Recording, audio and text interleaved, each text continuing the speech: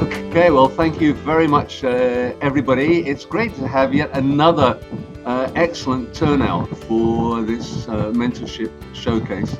It's always become a very exciting time of the year for us because whatever mentorships we have, this is the time when they reach their apogee and we get to celebrate the work that's been done with some kind of showcase and or sharing of the members. And I think it's when Sheila and Jiva and myself first sat down with some other people in Bangkok and were discussing the idea of why we want to have Feast and what is one of our main objectives, and that was really to try and share skills to create this kind of sharing community where we could help our members to develop their confidence, their expertise in different aspects of storytelling.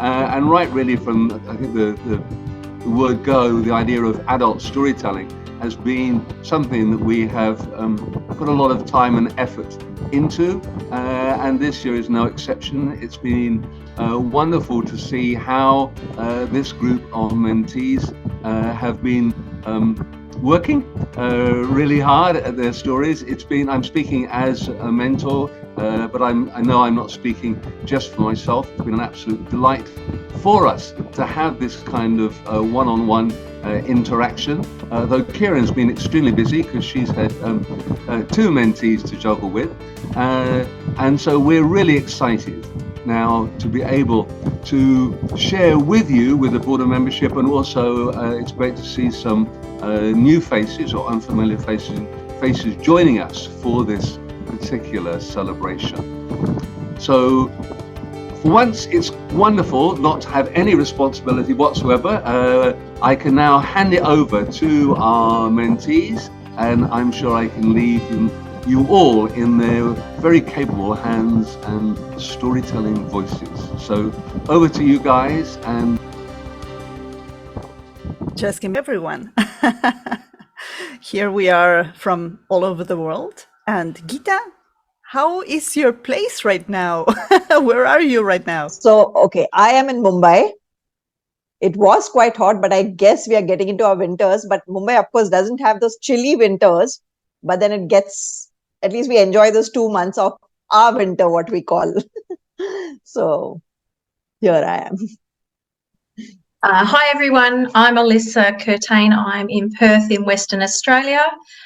Today in Perth it was a really hot 35 to 37 I think, so I spent most of the day inside out of the heat, and I hope you all have a great night. Hello, hi, I'm Anamika and I'm from Singapore, and Rona helped me work on my story that I'm going to tell you later. So hope you have a good time. Hi, good morning, good evening. My name is Elena. I come from Sicily, but currently I'm living in Florence. So Peder, I understand, because we also had a very strong storm last night in Florence, after having had a very long kind of summer. Voila, so we are not going to be distracted by the storm, but stay focused on the storytelling. And of course, I would like to thank Kira, who has been my mentor in the last, I think 6 months by now. Thank you very much, and stay with us. You're muted. Yeah. We had a storm last night over here. I'm in South America, in Argentina, and we are entering spring, but it's not like it is spring right now. It's very cold outside, so you know what's happening everywhere. And I'm keeping the heat with my cat, who is actually making my legs fall asleep at the moment, but he won't interrupt the storytelling. So yeah, from all over the world, actually. So then we are going to open the space to the first storyteller of the night, of the evening, even if for me it's the morning. And let me tell you that Geeta has chosen a folktale from the land of the rising sun, which is also famous for its cherry blossoms. Yes, it's Japan. So Geeta, your space, your voice, your story. Thank you, Anabelle. And thank you, Kiran, for mentoring me. We had a great journey. Like Anabelle said, it's from Japan. It's a folk tale. but my tale comes from a time when these trees didn't bloom. So Mukashi, long, long time ago, there lived a kind old couple who owned a very cute dog named Pochi. They took care of Pochi just like their child, with a lot of love and affection, as they didn't have any children. Unfortunately, they had nasty neighbors who didn't like Pochi. Each time Pochi went close to them for some love, they would pelt stones at him. One morning, Pochi was barking in excitement. The kind couple went out to see what was happening, and Pochi was furiously digging the hard ground. The kind man picked up his spade and helped Pochi dig the soil. So they dug and they dug and they dug for quite some time, and they hit upon something. Clang! The old man brushed the soil, pulled out the pot, uncovered it. The kind couple were astonished. Gold! Gold they had never seen before, as they had never been rich. They thanked Pochi and took the pot into their home.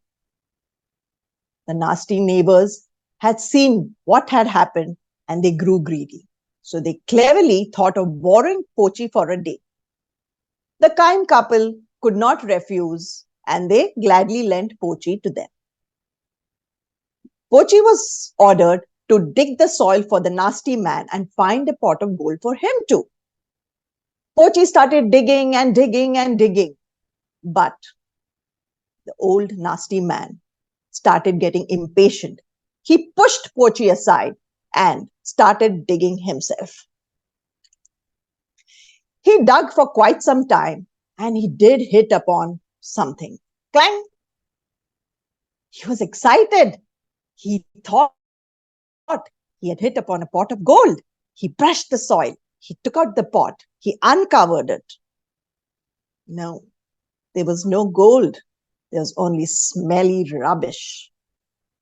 The nasty man was furious. He beat Pochi down till the poor dog fell dead. When the kind couple came to know of this, they were devastated, as Pochi was then like their child. But all they could do was get Pochi, bury him in their garden, and they planted a pine tree and nurtured it with a lot of love and affection. Soon, in no time, the pine tree shot up. That night, the kind man had a dream. In his dream, he saw a pack of dogs howling and barking away, trying to get the pine tree down. He couldn't understand what his dream meant. So the next morning, he shared it with his wife. They both pondered upon what the dream could mean. And then the kind lady came up with an idea. She said, "Why don't you cut the pine tree and shape it into a mortar and pestle, and I'm going to get some rice and we will pound it and make some rice cakes in honor of Pochi, since Pochi loved rice cakes." The man got to work immediately. He shaped the trunk of the tree into a mortar and pestle, and the old lady got some rice and both of them started pounding. Petang, petang, petang. And the rice turned into gold right in front of their eyes. They were overjoyed. They thanked the pine tree, but they knew it was Pochi's spirit who was taking care of them. They took the gold into their home, but the nasty couple had been spectators to all that had happened. They grew greedy, and this time they decided to borrow the mortar and pestle. The kind couple, as usual, couldn't refuse anything, so they gladly lent it to the nasty couple. The old man took the mortar and pestle, the old lady got the rice, and both of them started pounding it. Patang, patang, patang. Soon, the rice did change, but not into gold. Smelly, wriggly worms. The nasty man was furious, and he chopped the mortar and pestle with his axe and threw it into the fire. The kind couple were disheartened when they came to know of this. They went to sleep with a heavy heart. The old man again dreamt that night, but this time it was Pochi who came in his dreams and told him to get the ashes of the mortar and pestle and sprinkle it in the garden on the barren cherry blossom trees which hadn't blossomed since years. The first thing the man did in the morning was went to the neighbor's garden, filled up his sack with the ashes, came and sprinkled it all over his garden. Soon, in a few weeks, the trees bloomed like never before. People from far and wide came to see this beautiful sight. The Lord of the land also heard of this and came to see it. He was amazed. He invited the old man to his palace garden, where he had a huge, magnificent blossom tree which hadn't blossomed since years. The old man accepted the invitation, traveled all the way to the palace garden, and sprinkled the ash on the tree. After a few weeks, the trees bloomed like never before. The Lord was happy, and he gave bags and bags of presents and gold coins to the kind couple. And also, he gave a very special name to the old man, Hana Saka Chisang, the old man who made flowers blossom. Oshimai.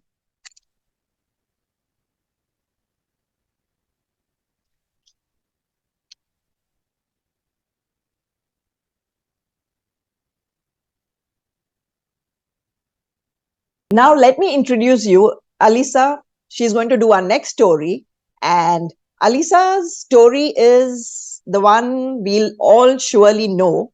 It is one of the versions which is retold all over the world. The very first version was written in southern China in about 850 CE. And the story is set about 1,000 years earlier. She was so inspired by this research that she published a book on this tale. So let's hear Alyssa. Thank you. This story wouldn't be what it is without the help of Christine with her mentoring. So thank you to Christine. This is a story about a magical fish, golden shoes, and a girl who by the end gets to decide her own fate. Yechen was born in the high hills of China, in a time when bamboo books were still made and the dynasties ruled. And she was born to a family, and her father married this young woman, and her mother unfortunately died just after she was born. And Yeshen's father remarried and had another daughter. Her name was Junli, and Junli followed her big sister around everywhere. Now Yeshen loved her family and had a great time. She was great at poetry. She was highly intelligent, and she loved nothing more than to spin on the wheel. But one winter, an illness swept through the village, and it took her father with it. And Yeshen was left all alone because her stepmother took her clothes away from her immediately and then made her do all the difficult jobs, like go into the forest and get the wood from the deepest parts of the wood and go to the deepest, darkest wells to get the water. And Yeshen was deeply lonely, for she had nobody. One day when Yeshen was out collecting water, she decided to take a swim. She took off her tattered clothing and washed it, and then got in the water and bathed herself. Her hair spread out in exquisite glory. And then she felt something tickle on the side of her leg. And she looked up and she saw a tiny little fish, big as a finger. And Yeshen was surprised because this fish had big golden eyes, a red fin, and a moustache which reminded her of her father. Yeshen looked at the fish and she knew straight away that this fish was talking to her. She knew that the fish was going to go with her. It seemed to speak to her. So she scooped it up, put it in the bucket, and she took it home. But of course, she had to hide it from her stepmother because her stepmother would punish her by throwing buckets at her if she did anything wrong. So Yeshen took a little bowl, put her fish in the bowl, and fed it whenever she could. But soon the fish grew and grew and grew until it was so big she couldn't hide it anymore. She needed to find a place for it to go. So Yeshen went into the forest, and in her exploration she had found a cave with a very narrow entrance. And inside the cave was a sandy bank with a big pond. And it was here that Yeshen took her fish. And the fish grew and grew, and soon it was as large as the pond itself. And every time Yeshen came to visit it would pillow its head on the bank and she would talk to it. It had become her friend. But all good things must come to an end, must they not? One day, Yeshen's stepmother asked her to do something she'd never done before. She asked her to go out to another village, a long way away, and asked her to take off her tattered clothing and go. And the task was going to take a whole day. So Yeshen went off and did what her stepmother asked. Meanwhile, the stepmother put on Yeshen's tattered clothing. And what had happened was her sister had followed her. And now her sister showed the stepmother the way to the cave. And when the stepmother stepped in with the tattered clothing, the fish pillowed its head on the bank. But the stepmother pulled out from her sleeve a knife, raised the knife high, and chopped off the head of the fish. She gathered up the fish and took it home and ate it for dinner. Now, Yeshen didn't get to go visit her friend until the next day, but when she did, she sobbed with grief. She sobbed for the loss of her mother, the loss of her father, and the loss of her friend. And her tears dropped into the pond and rippled across its surface. And then Yeshen saw a light in the distance. And up in the light was a spirit, a divine being that came down from the sky. And it spoke to Yeshen, and it said that her fish had gone because her mother had killed it. And it told her that the bones of the fish still contained the magic of the fish and that she needed to retrieve the bones. And with those bones, she could have anything that she desired. That is what Yeshen did. She went to the dung heap full of compost and human waste and rubbish, and she dug through every single part of it, got every single bone out of the dung heap. She took it back to the pond and she washed it with reverence, every bone. And then she wrapped all the bones in her father's shirt and kept it under her pillow where she was always close to it. If she ever needed anything, she would call on the bones and get what she needed. And life continued in this way for some time until the cherry blossoms began to blossom out, and it was time for the spring festival. And in the spring festival, people would go trade, to exchange things, to exchange marriages, to talk about what's been going on with the seasons. But her stepmother had told her she wasn't going. She was to stay at home and look after the fruit trees. So her stepmother left with Junli, and Yeshen was left alone. But after they were out of sight, Yeshen made a wish on her bones. She knelt by the bones and she wished for a disguise that nobody would be able to recognise her in. And in a moment she was clad in a dress of kingfisher feathers. She was iridescent. And on her feet, golden shoes with embroidery like the scales of a fish on top and the really light gold at the bottom. They should have been heavy, but when she walked, she felt like she walked on air. Yeshen went to the festival. She had a great time. She made lots of great connections. But it was when she overheard her sister say, "Doesn't that look like our Yeshen?" that Yeshen started to worry. All the blood went from her face and her heart stopped. She walked very calmly to the nearest exit And as soon as she was out of sight, she ran. She ran so fast that she lost a shoe. She ran so fast that she didn't know that once she lost a shoe, her clothes had disappeared. And she ran so fast that when she got home, she didn't realise that the bones didn't speak to her anymore. And she was all alone again. All she had was one remaining shoe. She took the shoe, put it to her chest, and wrapped her body around the trunk of a fruit tree. Her stepmother and sister arrived home and nothing more was said. But what of the other shoe? Well, a villager found it who gave it to a merchant, who then, seeking a favour from a powerful king, gave it to the king. The king knew at once that this was a shoe that was filled with magic, and he coveted the magic of the other shoe. So he got everybody to try it on, try and find the owner so he could find the other shoe. But the moment anyone tried the shoe on, it shrunk.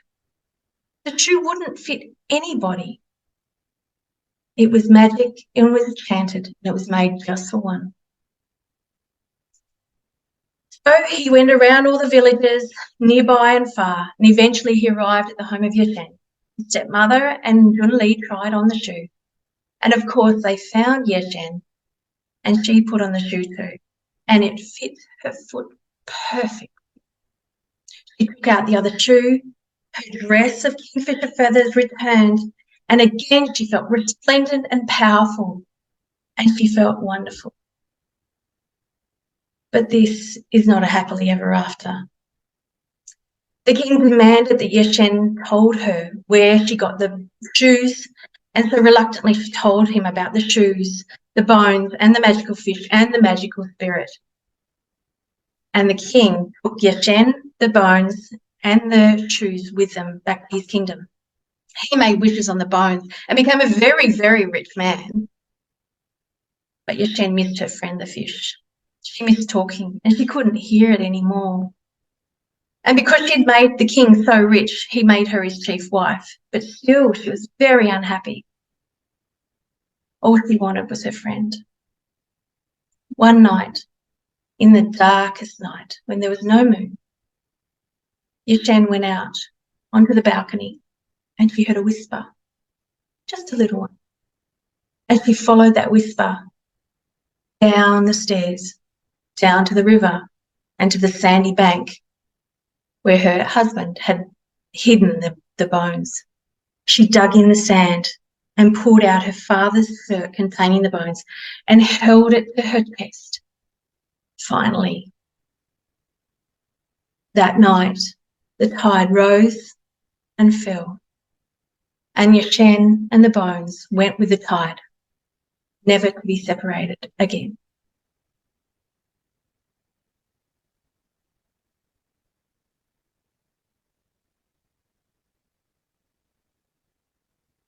Thank you. So now we've been to Japan and we've been to China. So now we get to go somewhere else. So we are going to India in the 15th century, in a time when high regards were given self-respect, a time when the Mughals were trying to invade and princely states resisted. Here is Anamika. A dear friend, since she took her first steps. You will find me sitting on her waist because I saved her from danger. So beware, I am Rajkumari Durgavati's dagger. It was Durga Ashtami, and a princess was born in Uttar Pradesh in a Rajput family, the Chandalas. And she was named Durgavati. Now, I thought that I would be sitting in a drawer, waiting to be handed over to the next generation. It's a princess. But no, this princess, she was no ordinary princess. You'd find girls playing with dolls, or learning how to cook, or spend time dressing up.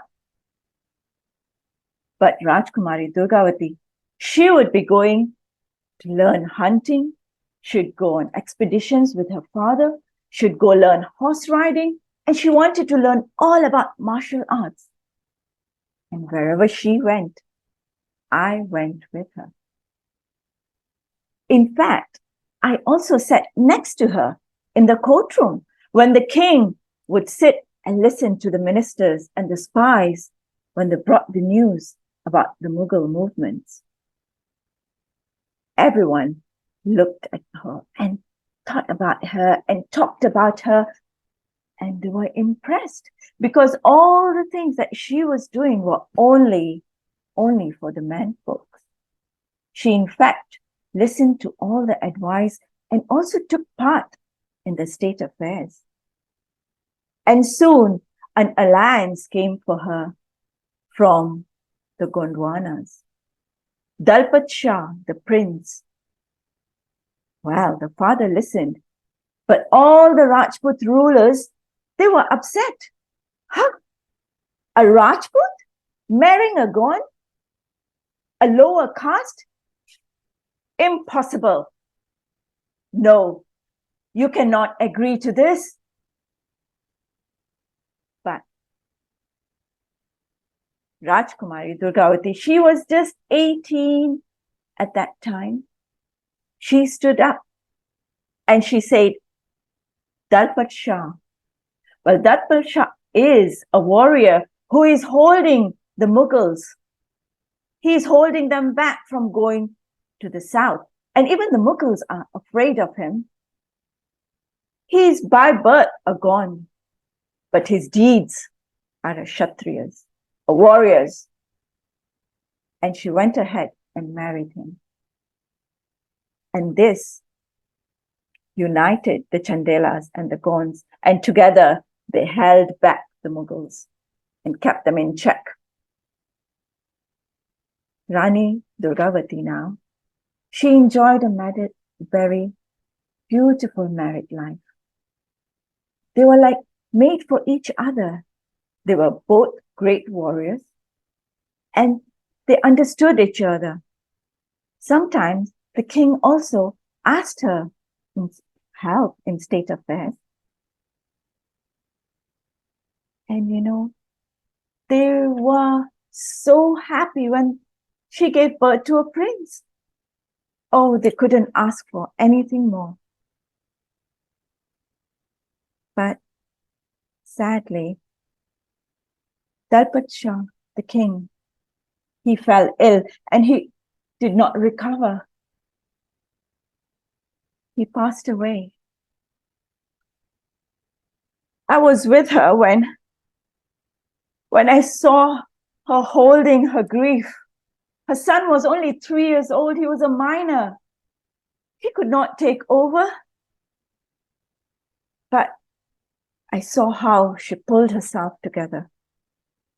And she put her son on the throne and took the kingdom under her wing. She was a good ruler. She took care of her subjects. In fact, she made the whole kingdom flourish by making water available for everyone. The farms, they were there as well. And now, because it was flourishing, people started looking at that land. And invaders came, not once, not twice, but 3 times the Mughals tried to capture her and her kingdom. But they all failed because she was not afraid of stepping into the battlefield. And she chased them away, and they suffered such great losses that no one tried to come back and attack. Now, no one tried. But Akbar's courtroom was always talking about her.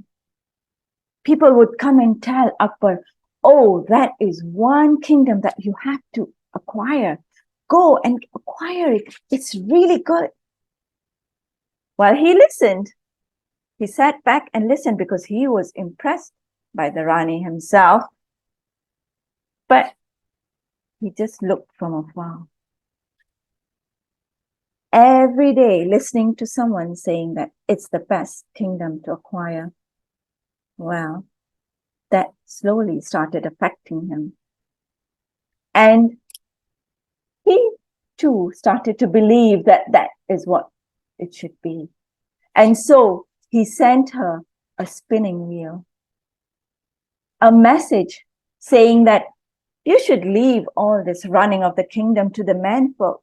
You should sit down and weave like other women do.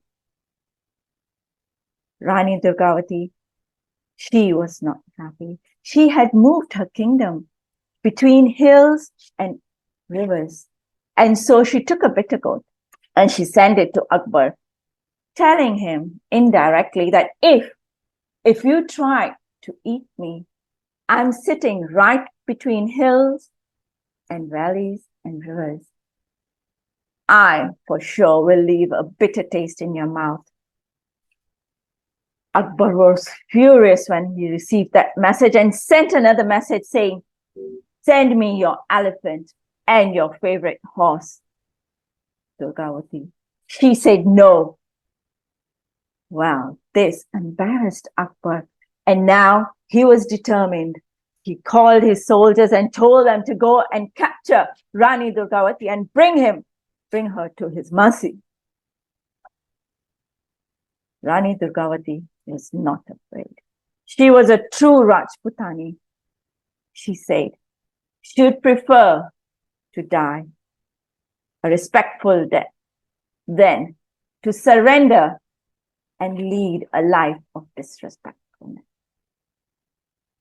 And so she knew that Akbar's army was more modernized than her. They had cannons, they had horses, and hers, she did have horsemen and elephants. And so when the army came, she was ready, and she stopped them in the valleys, and she fought a battle the whole day. And in the evening, she managed to save her fort from invasion. And the army, Akbar army, was moving back. And she wanted to continue fighting, but her advisors told her not to. They said that she needed rest, and her soldiers needed a rest. I witnessed it. When she was resting in the tent, she was not very happy, but she had to think of her soldiers. But what she didn't think was the Akbar army. They too had a rest. In fact, a troop of soldiers joined their army. And where she had an advantage of the valleys before, the next day, the battle was going to be in an open field. On one side, you could see the cannons, and on the other side, the spears and the swords. Herself, she was mounted on her elephant, surrounded by horsemen all around to protect her. And so the battle began. The cannonballs going and the swords clinging could be heard from afar, and the war cries and the cries of pain could be heard as well. They fought. They fought the whole day, afternoon. And Rani Durgavati kept an eye on all her soldiers. And now all she could see was corpse, bodies lying everywhere, heaps and heaps of them, blood. By evening, there was a stench coming. And one by one, she saw her horsemen drop. But she kept fighting. She had to give her soldiers hope. As long as she was fighting, there was hope to her soldiers. But her horsemen, there was none left.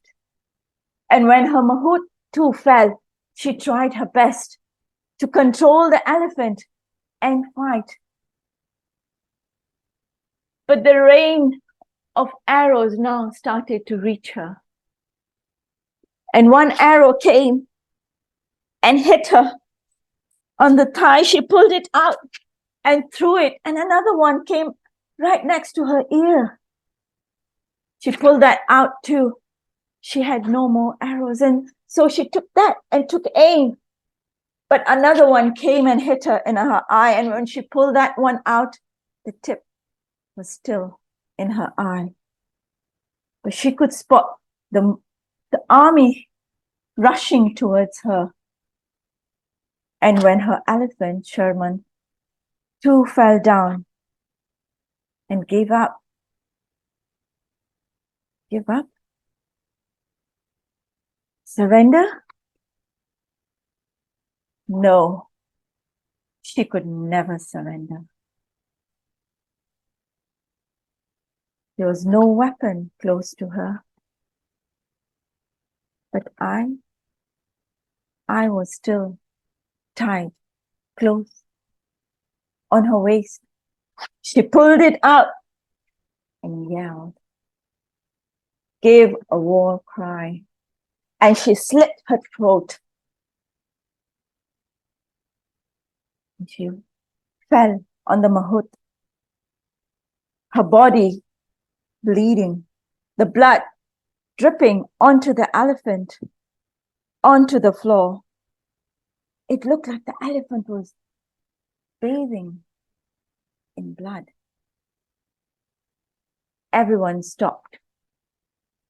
The soldiers all froze. She lost the battle, but she won. They were not able to capture her. She lay there, and I was still there, sitting tight in her wrist. And I can proudly say that I am Rani Durgavati's dagger.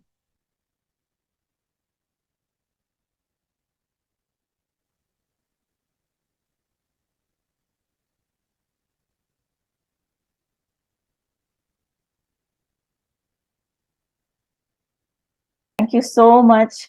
Thank you, Rona, for bringing life to this story. Thank you so much for that. And now that you have been in India, time for you to go somewhere else. This is a fairy tale told by Elena. And she will share in a moment a story that is the most beautiful Italian love fairy tale by Italo Calvino, because of its poetry and simplicity. As Elena, this tale comes from Sicily, Italy. However, it seems that other variants were also found in India, Turkey, and Greece. Buon ascolto. Thank you, Anamika.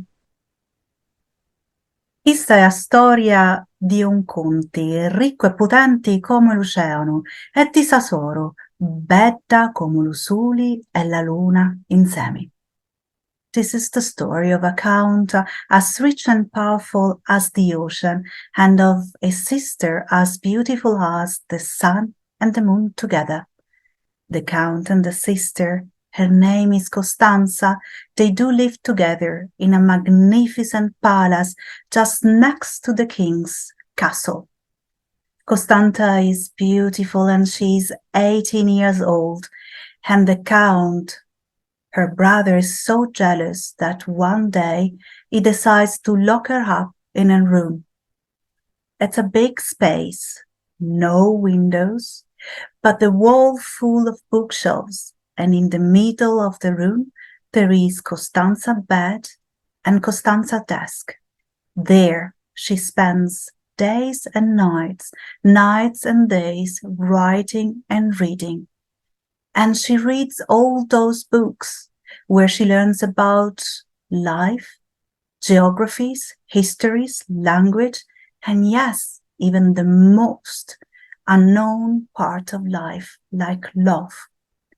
One day, Costanza is at her desk and she stares the wall opposite to her. There is a big painting, and then she notices a small scratch on the wall. She stands up, she walks to the wall and starts scratching with a finger and then with a spoon. And day by day, the hole under the painting becomes bigger and bigger, until when, one night, the hole is so big that Costanza can go through it. She touches the other side of the wall as she can feel a tapestry. She moves the tapestry, she looks up and down, right and left, and there she hears a voice. Come inside, my beautiful lady, don't be afraid. This is the prince's bedroom, and the prince is already asleep. Come. That is a magic chandelier.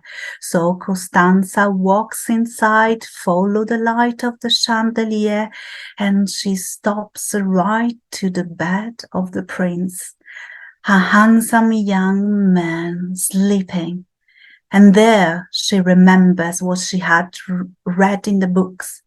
She starts caressing him from the head to the toe and from the toe to the head until when the prince wakes up. What are you doing, beautiful young lady in my bedroom? Who you are? How did you get in? And the young lady does not reply unless few words, whispering, Prince, don't ask. Let's spend the night together. So they do. The following day, Costanza wakes up very early and takes her nightgowns and goes back through the wall in her bedroom. When the prince wakes up, he looks around. He cannot find that beautiful young lady. Counselor, counselor! And all the counselor immediately comes and listen to the prince's story and the young lady. Don't worry, our lord. Don't worry. Should the young lady come back tonight, you will need to take her necklace and put it around your neck. So, when she leaves the next day, we will follow. We will find her through that necklace. So the night comes and Costanza goes back to the prince's bedroom through the wall, following the light of the magic chandelier, and when she next to the bed, again she starts caressing him, and he wakes up and, you are here again for me, my beautiful lady. And Costanza doesn't reply to the question, and they do spend the night together. But before falling asleep, the prince takes Costanza's necklace and put it around his neck. And he falls asleep.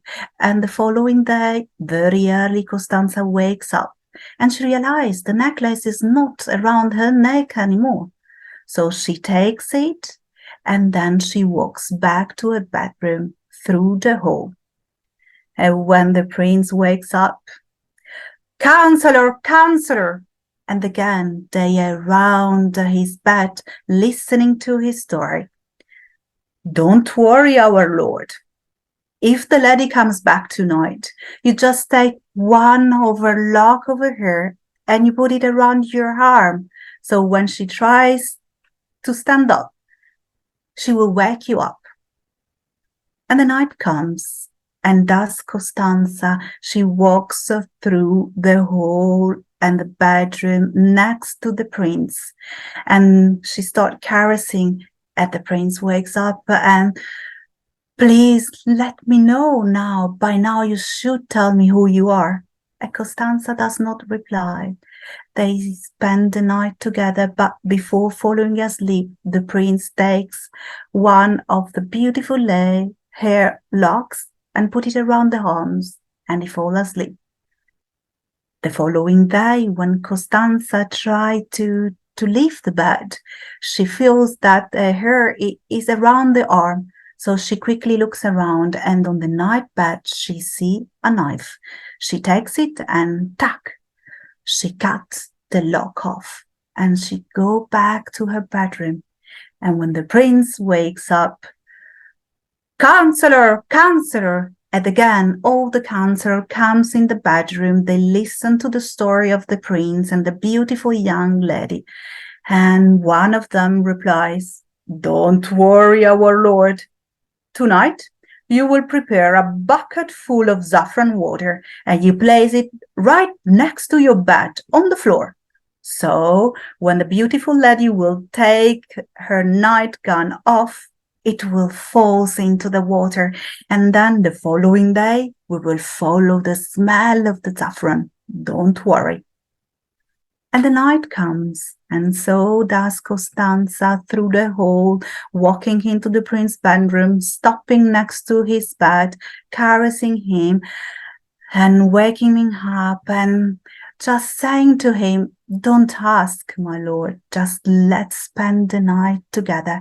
And she takes the nightgown off and it falls into the basket full of saffron water. And so they spend the night together. And the following day, when Costanza wakes up, she takes the nightgown out of the water, she shrinks it as strong as she can, and she goes back into her bedroom. That is the last night. The prince is desperate, as you can imagine. And so the day, the weeks, and the months passes. And one day, after 9 months, the prince wakes up, and on his bedroom, right next to him, he finds a cradle. He looks inside, and there is a baby as beautiful as the sun and the moon together. And so what does he do?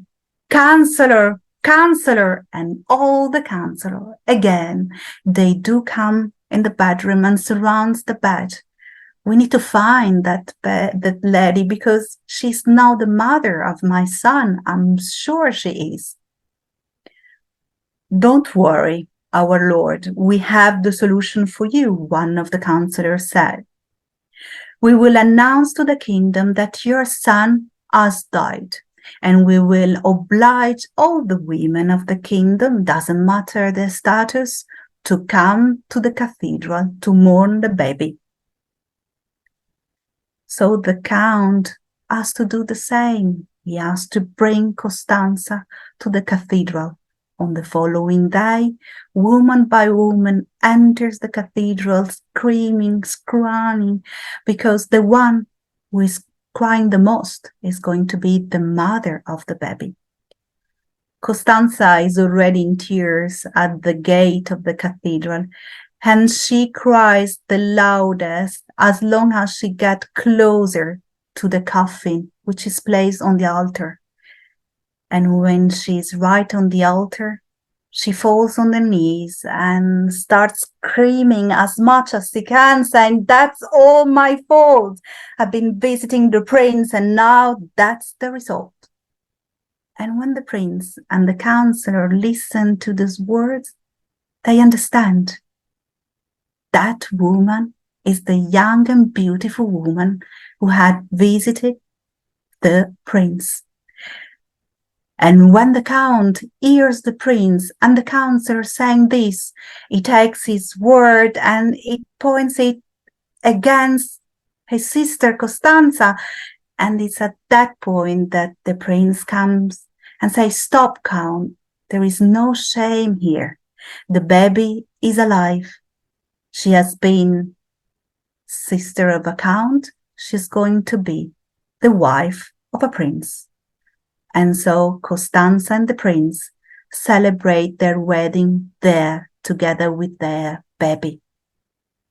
And it seems that they lived together for a long, long time. e dei vissero felici e contenti e a nuoci non rimasi nenti né renti.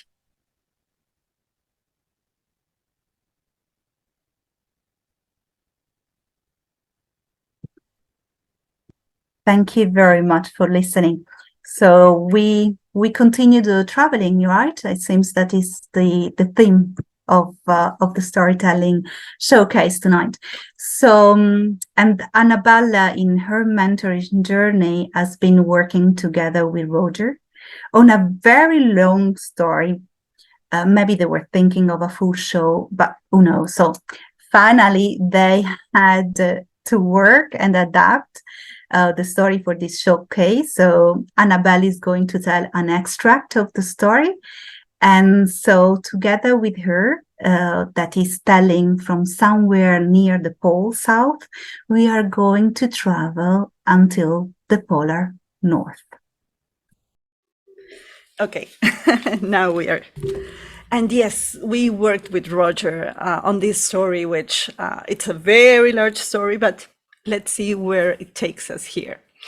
So first of all, imagine a place that is so cold, and a family that is so poor that they cannot even name their youngest child.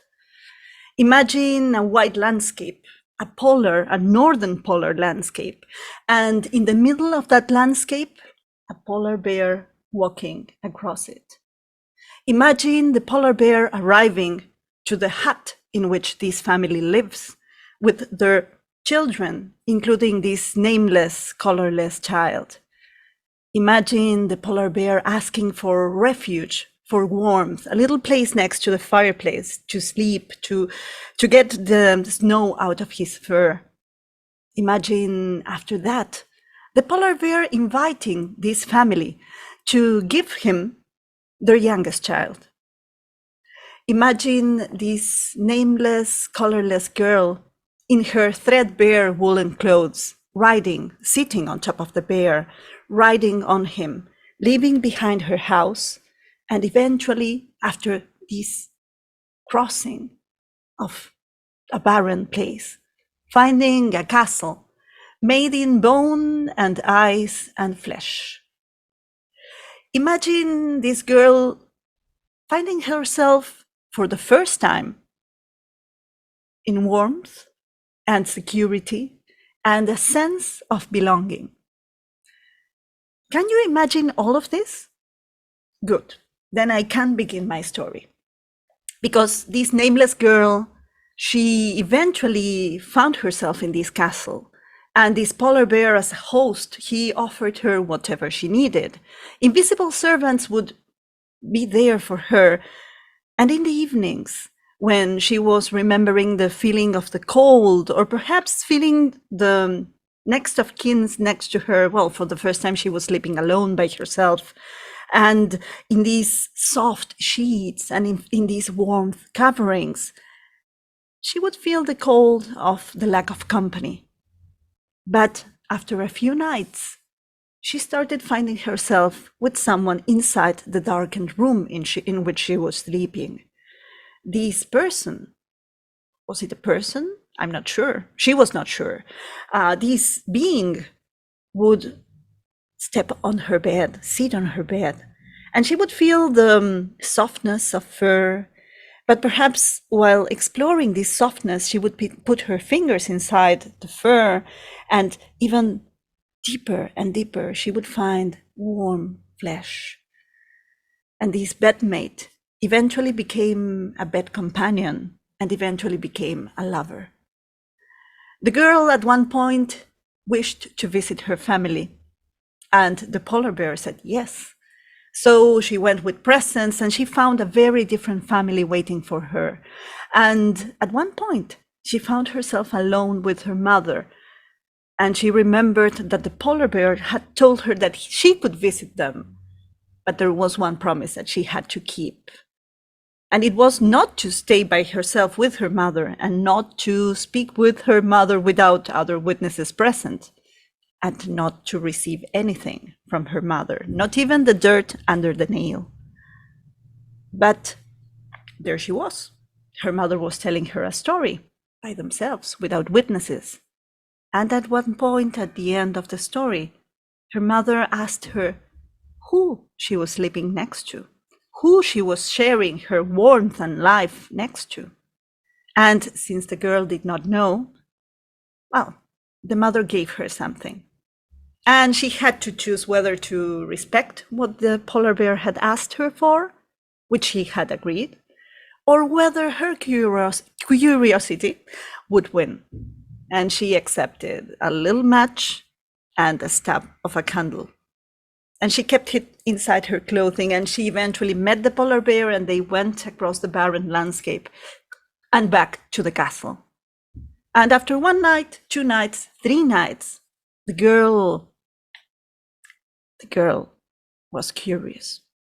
He was very deeply asleep. She could recognize that from his breathing. And in the darkness, the total darkness, what she did was put her hand below the pillow, take out the candle, take out the match, and decide, should I or shouldn't I? And she did. She lit the candle, and there, on the bed next to her, she found the most beautiful man. It was not the polar bear, because the fur of the polar bear was at the bottom of the bed. But this beautiful man, he was so asleep. And she approached him, and a little drop of wax from the candle dropped on him, and he woke up. And he looked at her and he said, had you waited, I could not tell you anything, but had you waited, the spell would have broken. But now I must go. I must go east of the sun and west of the moon, to the island in which the ogress's daughter is waiting for me to get married. And after he finished saying these words, the castle dissolved. He disappeared, and she found herself alone in the middle of the barren white landscape, with the clothes that she had, which were not that many. And the girl started walking and looking for help, and she had to decide whether to go back to her family or find him, and find this strange place, which is east of the sun and west of the moon. Where is that? And she found help.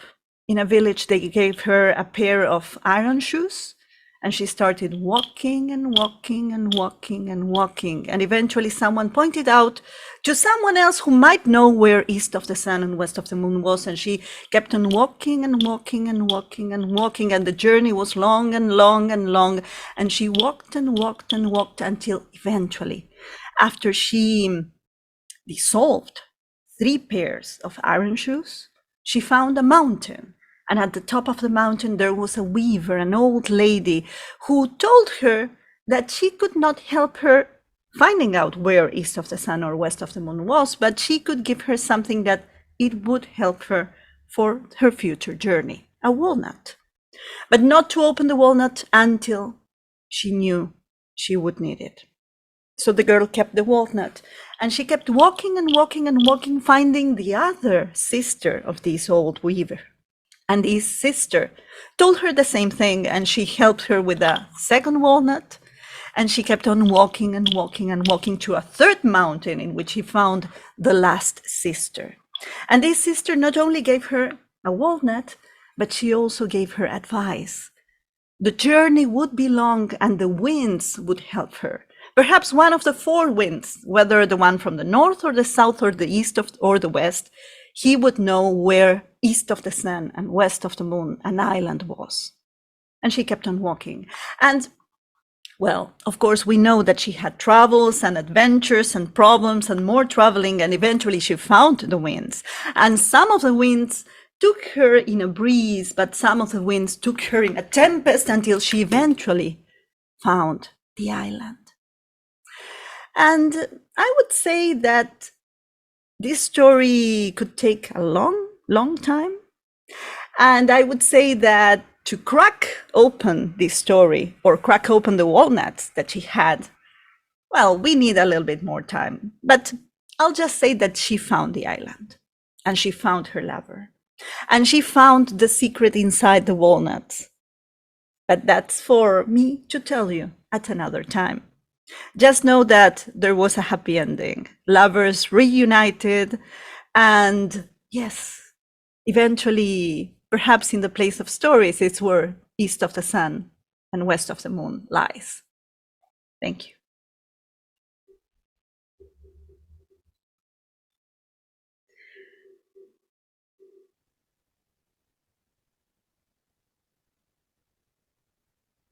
Thank you, everyone, for listening. Thank you. Thank you, everyone. We have opened the chat. So now, after the telling, if you want to write something or say thank you or anything, or just comment on the stories, you can.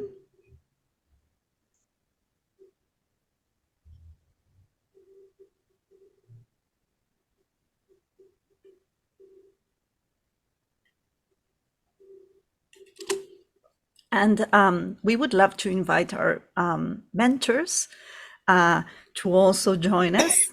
So we're going to spotlight them.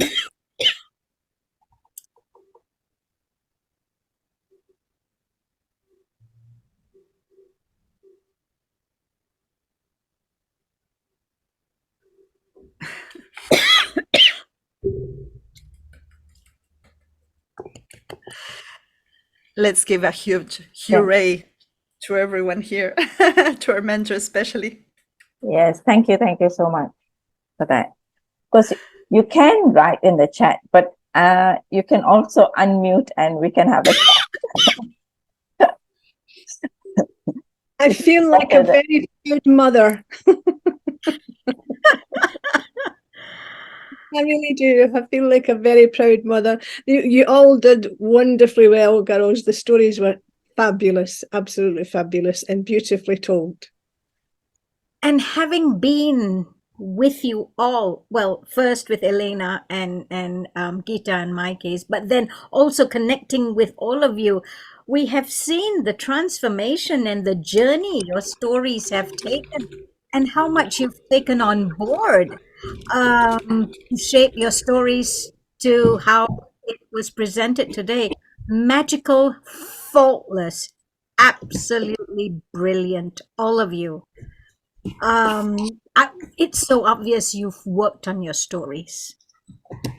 Yeah, Thank you. came through beautifully. Yeah. And as was mentioned earlier on, with Alyssa, with her preparation and working for her story and her research, she then put it together into a book and has published a book about the work that she did in getting prepared for this presentation. So well done again to the commitment for all the storytellers. Thank you, Christine.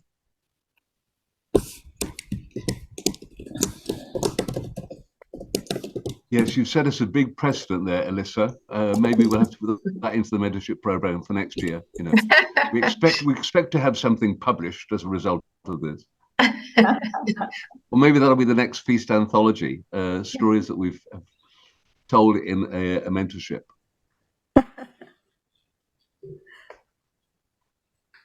Thank you. It was a joy to put together. Actually, it was fun finding the research and then retelling or reimagining it. You all signed a huge sigh of relief when it was done. When it was To me, the stories, or at least I started visualizing them as Indian tales. It was so good. And of course, Anamika, I couldn't change it because it was already Indian. It was Indian. Stories. Because somewhere, every story had a shade of the Indian tale in it. Some connection, you know, somewhere here and there. I said, oh, that reminds me of this story. Oh, that reminds me of that story. And that was interesting. But this didn't end this way in India, the Indian tale. Oh, but it ended this way. So I found it very interesting. And I'm generally addressed as kid storyteller. So I was like open-jawed. That's why I cut off my camera because I didn't want people to see my truth because my jaw was so open and I was like, so, thank you very much. It was a wonderful evening. Thank you all. Thank you very much. Thank you, Jiva. Thank you for your comments. Funny you should say that, Jiva, about the connection with the stories to India. I think you'll probably find that we all find that, because every story I heard today, I've heard either a very similar story or that actual version of the story somewhere along the way, because that's what stories do. They travel.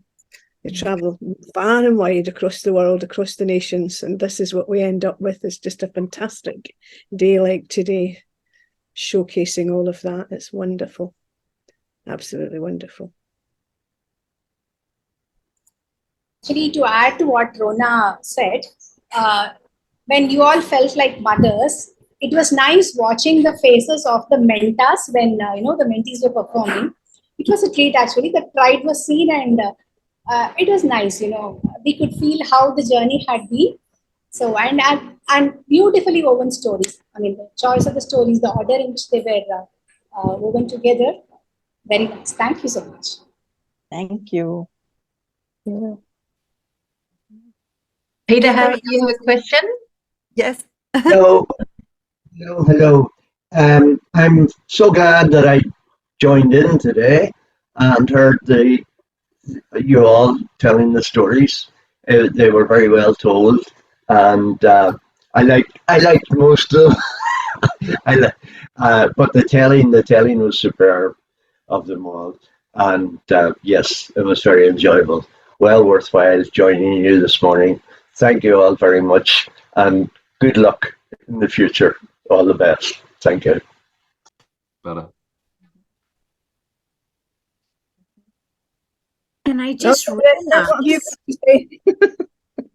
realized that we have our very first, this is the third year we're having the mentorship program, and we have someone from the very first mentorship program. I wonder who.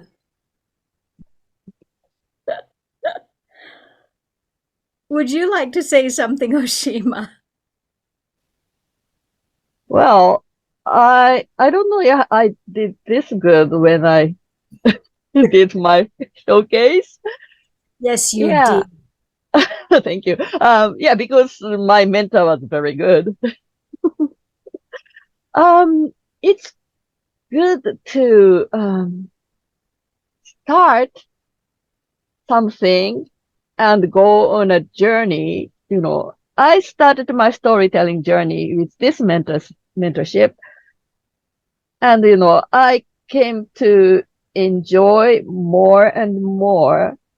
Still, and I have things to challenge more and more too, but it makes it interesting. So it's good to have peer mentees, peer learners to go on a journey together, and I had a good time listening to all of you. So thank you very much. Oh, and thank you for choosing Japanese story. Yes, Oshima, I want to say thank you to you, because you came twice and Kiran invited you, and that really helped me. But I hope the pronunciations were right, because I don't know. I was just in the flow. So since she was from Japan, she particularly told me, no, this sounds like this. And so hope I was okay with it.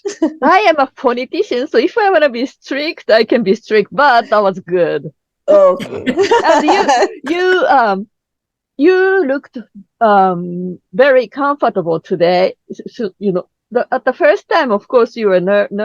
Not sure what you're telling, but it was a piece today. Thank congratulations. you. Yeah, we were just building up. I think when we met you, I think it was the second or the third session. So, yeah.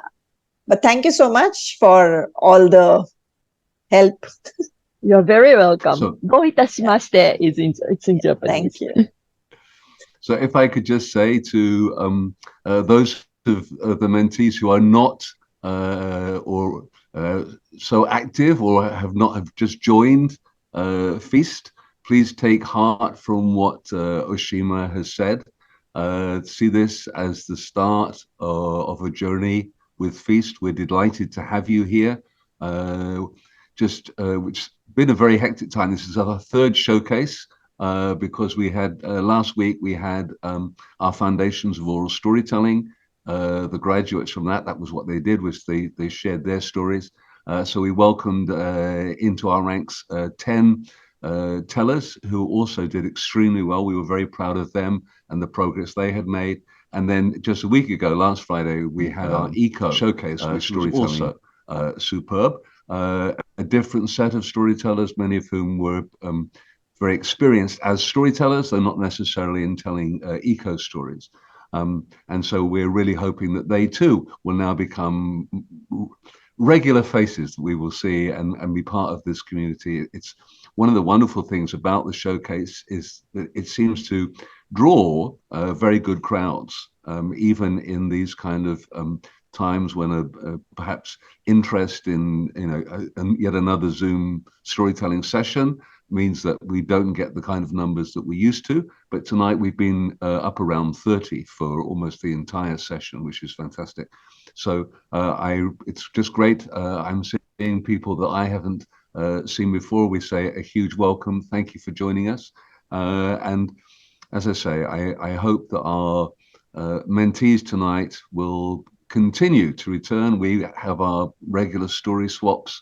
We have our Just Tell, which I think it's okay for me to say we are going to make a monthly feature going forward. And this is a very informal opportunity for you to come along and to share a story or a part of the story, something that you are working on without that pressure of feeling that you've got to give a performance. And so we would love to see you continuing with that. As Oshima has said, there's a lot to be said, isn't there, for this kind of continued support and sharing. So thank you very much.